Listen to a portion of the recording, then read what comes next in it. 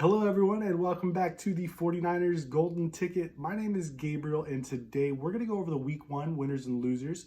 We're going to take a quick look at the injury to Dak Prescott out in Dallas and what that could mean for the 49ers. We are going to recap the Week 1 loss to the Chicago Bears, and then we're going to look ahead at Week 2 against our division foe, the Seattle Seahawks. Stay tuned. All right, first up, let's take a look at those Week 1 matchups, the winners and losers throughout the NFL. Bills over the Rams, Saints over the Falcons, Browns over the Panthers, Bears over the 49ers, Steelers over the Bengals, Eagles over the Lions, Colts tie with the Texans, Dolphins over Patriots, Ravens over the Jets, the Commanders over the Jaguars, Giants over Titans, Chiefs over Cardinals, Chargers over Raiders, Vikings over Packers, Buccaneers over Cowboys, Seahawks over Broncos. Wow. That was a quick wrap up of all the Week 1 games, who beat who, and that leaves us in the NFC West standings at 0-1, as well as two other teams in the NFC West, the Arizona Cardinals at 0-1 and the Rams at 0-1, leaving the Seattle Seahawks at 1-0, our next division opponent. And now, still looking around the NFL, let's touch a little bit on that injury to Dak Prescott. Now, he did injure his throwing hand. There is rumor that he's going to need a plate and screw put in his thumb.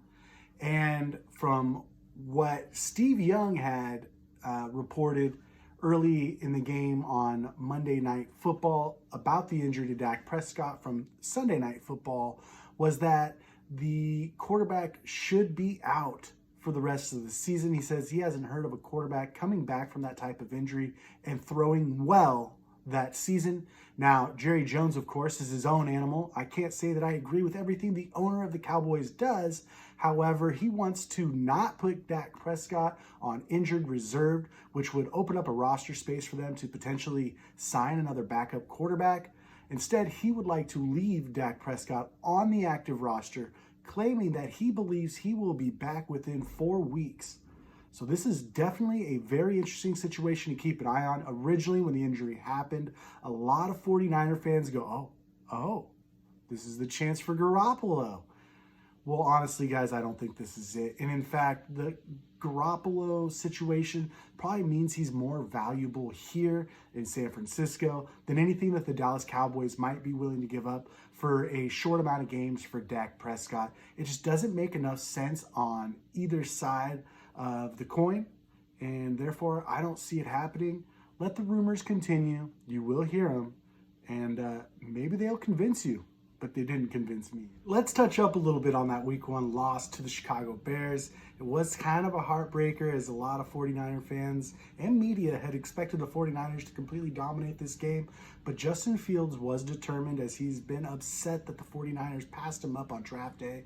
And then Dante Pettis was also a little upset because the 49ers did not believe in him after they drafted him. And he's kind of been floating around the NFL since. And good for him to get a little bit of revenge on the 49ers with the Chicago Bears. So this game, some classify it as a monsoon. It was definitely a hard weather game, lots of rain. But I don't want to say that that's the reason the Niners did not pull out a victory here. They shot themselves in the foot with multiple mistakes. 12 penalties for 99 yards, a few of those being key third downs. For example, on 3rd and 4, the 49ers had a stopped run in the backfield. But for some reason, Dre Greenlaw decided to inject himself into the play and got a face mask penalty, which cost them 15 yards and an automatic first down. And a couple of plays later, Dante Pettis scores that long touchdown for his revenge. It was mistakes like that I believe were the reason the 49ers lost the game. Bad O-line play up the middle was definitely another big factor. I thought Spencer Burford played well, but there were times where Jake Brendel looked lost there at center. And then at left guard, Burford played great at right guard. But at left guard, Aaron Banks also got beat. And then Mike McGlinchey over there at right tackle. It was really tough to watch him get beat a few times. Trey Lance was definitely under pressure early and often throughout that game. And it just created tough playing environment on top of the rain that was already there. And who knows, maybe that attributed to some of the 12 penalties that we had. But also something else I want to mention. Kyle Shanahan was actually asked about if his team practiced with a wet ball before the rain game, and he said no. Now, the Chicago Bears were asked the same thing, and they did practice with a wet ball before the rain game. Now, I'm not saying that it's, I don't know, the reason, but last year at the Indianapolis Colts, the rain game, the 49ers once again did not practice with a wet ball, and the Indianapolis Colts did, and the Indianapolis Colts came out on top of that game. So I don't know if 49ers should be playing with a wet ball or not, because there's 60% chance of rain in this upcoming game as well. So we would like to see the 49ers do everything they can to prepare themselves the best way. But again, it's a coach's decision, not mine. Going back to the game in Chicago, though, early on it was creative, the run game at least. Elijah Mitchell was bursting through holes. Everything seemed to be clicking. Trey Lance was accurate. He had a couple of really nice downfield layered throws, which were beautiful, right on a rope. A lot of quarterbacks couldn't make those throws in the rain, and he did. And he made it look easy, so easy, in fact, that people are putting this blame of the loss on him. And that's just not the case, in my opinion. It was probably around the fourth quarter that Trey Lance started to fall apart, as well as the rest of the team. We had a 10-point lead, and then boom, we started throwing passes over the middle, and one finally got picked there in the fourth quarter, and it just continued to go downhill from there. But really, Mitch Wishnowsky gave us great field position all day. Our defense should have capitalized a lot more. They gave up too many blown assignments, and that's what led to a 19-10 loss. Let's take a look at that, Lance, see how much blame should really be put on him. Lance, throw over the middle, 6 yards. Lance, QB sneak, 4 yards, first down. Lance, deep left, Brandon Ayuk, 31 yards. Debo, fumble. Lance, incomplete. Lance, incomplete. Lance, deep to Ray McLeod, 30 yards. Lance scrambles for 6 yards. Sets up Debo rushing touchdown. Lance, 3rd and 13. First down run, 13 yards. Lance, incomplete. Mitchell declared out. Lance, throw to Jennings, -2 yards. Lance, short middle, Tyler Croft, 9 yards. Lance, incomplete. Halftime. Lance, incomplete. Lance, deep left, Juan Jennings, 44 yards. Lance scrambles right, 6 yards. Lance, up the middle, pushes the pile, 3 yards, first down. Lance, sacked. Lance, short middle, Juan Jennings. Lance, incomplete. Lance scrambles for 8 yards, just short of a first down. Fourth quarter, things get weird. Lance, incomplete. Lance, complete, but penalty. Lance, 5-yard rush, gets back those penalty yards. Lance, short middle, Dwelly, 11 yards. Lance, scrambles, 1 yard. Lance, intended for Juwan Jennings over the middle. Interception. Congratulations, Eddie Jackson. Lance, incomplete. Lance, short to Wilson Jr., 2 yards. Lance, short right to Juwan Jennings, 13 yards. Lance scrambles, 3 yards. Lance, incomplete. Lance, incomplete. Lance, incomplete. Turnover on downs. Lance, 5 yards on a fumbled play. Lance, 1 yard rush. Lance, incomplete. Turnover on downs. End game. Now let's just recap a couple of those stats. In quarters 1 through 3, Trey Lance was 8 of 13 for 121 yards, no touchdowns, no interceptions. He was 6 rushes for 36 yards. Those put him in pretty big categories. That's 6 yards rushing per attempt, and that's 8 yards passing per dropback, not per completion, but per dropback. He did complete 61.5% of his passes in quarters 1 through 3. But now let's take a look at the flip side in quarter 4, where things really turned around for this team. Unfortunately, not in a good way. Trey Lance was then 4 of 12, which puts him at 33% passing in those quarters. He had 35 yards, 0 touchdowns, 1 interception. He had 6 rushes for 18 yards, which is a big drop down to 3.0 yards per carry, as well as 3.0 yards per drop back pass. Things really got ugly in the fourth quarter. The rain started coming down much heavier, and that's when Lance started to struggle. But so did the team. Whose fault is this really? Rumor is that players in the locker room are even starting to look back towards Jimmy Garoppolo as their savior. Why is this thing still happening? If this is true, if these reports aren't false, it is time to get Jimmy Garoppolo out of that locker room, because it's going to stunt the growth of your young quarterback who needs all the confidence he can muster up, especially coming off a loss. This kid is going to shine. He just needs the opportunity. So looking ahead at some of the things the 49ers can do to clean this up. Obviously, focus the week on penalties. Stop committing penalties. You'll be able to sustain drives longer. You'll be able to get your defense off the field on third down, and therefore your players will get more rest and you'll get more opportunities to score. That's just the way football works. Stop committing penalties. Also, once Elijah Mitchell went down, it seemed like the 49ers didn't know what to do with their run game. Well, Jeff Wilson did not look like he had the burst that he had earlier on in his career. The injuries seemed to have slowed him. Again, it could have been the rain, the field conditions, but that was just my observation. And if that's true, why not try your hand with a different running back? Jordan Mason was active in that game. Ty Davis-Price was not active. They claimed it was for special teams reasons, but maybe Jordan Mason is actually just winning that running back battle between those two.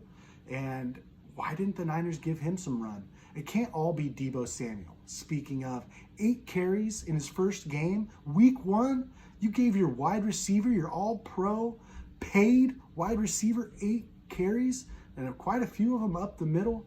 That was very, very scary. Deebo is definitely a powerful, strong runner. He scored a touchdown for us, which was beautiful in the run game, of course, and we'd love to see that. But 8 carries in a game is a lot for a wideout, and he should not be taking that kind of punishment this early in the season. Even if your run game is struggling, don't run your quarterback 16 times like the Philadelphia Eagles do with Jalen Hurts. That is also going to get your quarterback hurt, and then you're going to lose 2 of your top playmakers. You have running backs. You have a plethora of running backs. You've invested heavily in running backs. Use them. The thing the 49ers did do, though, was put Huff in the right position to make plays. That guy looked really, really good. I think surprised a lot of people, turned a lot of heads.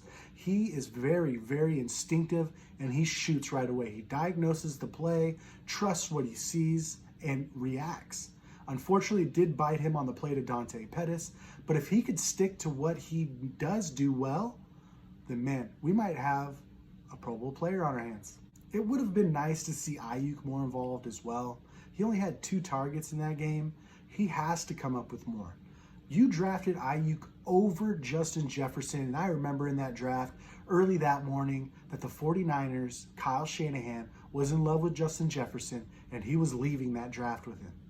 Well, he didn't. He actually took Ayuk over Justin Jefferson and has since let Ayuk take a back seat to Deebo Samuel. It's just very strange. Justin Jefferson's out there in Minnesota getting, 11, 12 targets, 180, 200 yards. Doesn't matter. The guy's killing it. Brandon Ayuk, two targets. That's it. 2 targets. But, he's better than Justin Jefferson, right? Show us, Kyle. Show us what you saw. Give your man a chance. Trey Lance has great chemistry with Ayuk. They worked together all offseason this year, all offseason last year. I mean, these two should be in sync when him and Deebo Samuel clearly are not. Unfortunately, right, Deebo Samuel had better chemistry with Jimmy Garoppolo. It doesn't mean Trey won't get that chemistry with Deebo, but because Deebo held out this offseason, requested a trade, this, that, him and Trey Lance didn't get to spend a lot of time together, and therefore they were never able to build the chemistry that Brandon Ayuk and Trey Lance have built. That is a big deal. Another thing I'd like to see the 49ers do more of is get Kyle Juszczyk involved. Juice is a big-time player for you guys, and he is the highest paid fullback in the NFL, and you made sure of it. Please, use him as such. His usage is criminal. He should be involved in more blocking. He should be involved in more pass catching. Heck, you could probably hand him the ball as well, and he will outperform some of these running backs that you have doing it. Not Elijah Mitchell. It's unfortunate what happened to him. He really was looking very, very explosive, averaging, I think it was 6 yards a carry before going down. So I would just like to see more of that. Give him a chance. Another guy I thought the Niners had missed opportunity with was their third-round draft pick in Danny Gray. The guy is a speedster with legit 4.3 speed, and for some reason was inactive in the game against Chicago. Now, I don't know if the Niners looked at the weather conditions and said this is going to be more ground and pound, and we don't need speed because we're not going to be able to use it, or if the Niners were just overconfident in the fact that they were going to blow the Bears out and didn't need the speed on the outside to play catch-up. Who knows? But the speed needs to be there in week 2 and going forward. Danny Gray is a legit threat, and Trey Lance has a legit arm. Please, let those two link up. Going back to Deebo Samuel's usage, this is an opportunity for Ray McCloud, somebody that the Niners brought over in free agency to play wide receiver, to take some of those opportunities from Deebo. When Ray first got here and in his first presser, he claimed that he could do everything Deebo Samuel does. And in the preseason, he did some of those things. So maybe get Ray McCloud involved in some of those gimmick plays, take some of the hits off of Deebo Samuel so he can sustain a 17-game season and hopefully into the playoffs and Super Bowl. We don't need to get him killed this early. You brought in other players. Please, use them. I think that's going to wrap it up for most of my takes on week 1. So let's look ahead to week 2. The Seattle Seahawks. In week 1, Seattle Seahawks shocked the world. There's no doubt about it. Russell Wilson got traded to the Denver Broncos in the offseason, and in week 1, it was the Denver Broncos versus the Seattle Seahawks in Seattle. Russ's debut back in Seattle did not go his way, not even upon entry. He was booed viciously by the crowd, something I didn't expect considering he spent 10 years of his career there, brought them a Super Bowl, and is the greatest quarterback in their franchise history. But the 12th man. So by shocking the world, Geno Smith really shined. He's actually somebody that I talked about in one of my first podcasts as someone I thought the 49ers should bring in as a backup quarterback. This, of course, was before the trade up to number 3 and the pick of Trey Lance, which I am still a huge fan of, regardless of what everyone seems to think about him. I still believe in him. But going back to Geno Smith, and some of the things that I mentioned in that podcast, he put all that on display. He showed mobility, touch, intelligence, good decision-making. He looks like a legit quarterback out there. Let's see if he can stay consistent, because if he can do what he did on Monday night consistently, he is a dangerous quarterback, and Seattle might be a more dangerous team than we're giving credit for. But considering I thought he was a backup quarterback, just maybe they're putting a little too much pressure on Geno Smith. I know that Seattle was really fired up to have that week 1 victory. It was almost like their Super Bowl, Russell Wilson coming to town. It was the one big game that the Seattle Seahawks really wanted to win. So maybe Geno Smith was able to rise to the occasion. I'm not sure if I expect him to be able to do that week in, week out throughout an entire NFL season. To rely less on Geno and go back to their run game, something that was really strong for them in the past. Rashad Penny is healthy, and he led the NFL in rushing, I believe, last year from weeks 12 to 17 when he was finally healthy, and when he was also finally the starter there in Seattle. He was a previous first-round draft pick for them. But Seattle should really stick to their run game, and that way Geno Smith won't make as many mistakes if he proves to be inconsistent.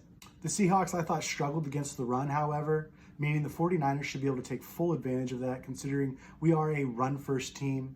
You brought in Trey Lance so you could play 11-on-11 football, meaning the quarterback is also a threat to run. You showed a little bit of the triple option last week. Let's see more of that, as well as more of the creative motions that we started the game out with last week. I think the Niners do have the upper hand here. Again, their special teams. Speaking of, Mitch Wishnowsky last week was absolutely fantastic. How many times did he pin the Bears within their own 10-yard line? Heck, even within the 5-yard line at times. Great field position all day for the 49ers defense when we punted. Now, the turnovers, unfortunately, we gave up good field position. We turned the ball over midfield as well as in Bears territory. So we just got to make sure we don't do those mistakes. But Mitch Wishnowsky, bravo, man. Bravo. Week 1, you really looked like the NFC Special Teams Player of the Week. Our defense just needs to stay aggressive, commit less penalties. Nick Bosa, I felt you were a little missing last week. You did get a sack, but for most of the game, I didn't feel your presence. And I'm not sure the Bears felt your presence. The Seahawks need to feel your presence. They're down a couple of tackles, and so you should be able to garner lots of pressure against this team. And then on offense, just keep doing what you're doing. As I mentioned, their run game is not good, so you need to pound the rock.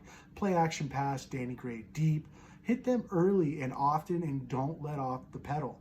It seems that once you get a 10-point lead, Kyle Shanahan, you like to let off the gas a little bit. We did have a 10-point lead there in the third quarter versus the Chicago Bears. And then we started calling passes over the middle. We started making mistakes. And of course, that led into our fourth quarter fallout where we lost. We absolutely got destroyed in the fourth quarter.